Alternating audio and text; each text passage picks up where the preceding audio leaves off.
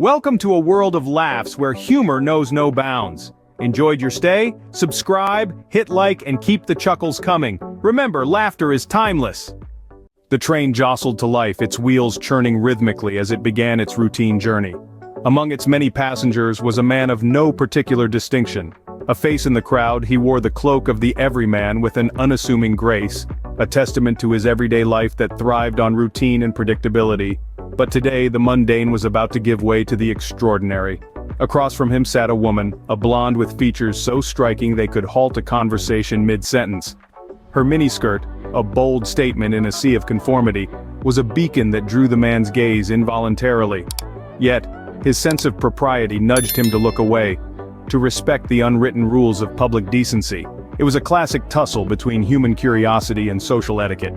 Caught in the crossfire of curiosity and decency, he was about to experience an encounter far from ordinary. The blonde, with a mischievous glint in her eyes, addressed the man. Her voice was amusement-laced dynamite. "Are you looking at my privates?" she queried. The man, caught like a deer in headlights, could only nod, his cheeks a pair of ripe tomatoes. "Yes, I'm sorry." He stumbled over his words, wishing he could evaporate into thin air. But the woman's laughter, a melodious soundtrack to his mortification, eased him. "It's quite all right," she said, a playful curve on her lips. "Watch this," she boasted. "I'll make it blow a kiss to you." And as if the world had tilted off its axis, a kiss was enacted by her privates. The man's astonishment was a palpable entity in the compartment. "What else can the wonderful cat do?" he asked, his voice a whisper of awe. "I can make it wink," she declared, and she did. The ordinary man was now on a train ride he'd never forget, his heart pounding like a runaway locomotive.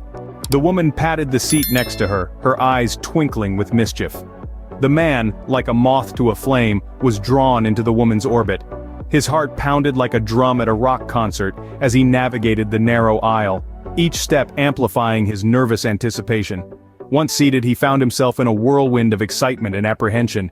He could feel the heat emanating from her, like a fireplace on a cold winter's night.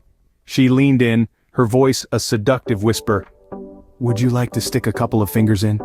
The man, now teetering on the edge of his astonishment, could barely contain his laughter. He quipped, his voice shaking with incredulity and humor, "Good God, can it whistle too?"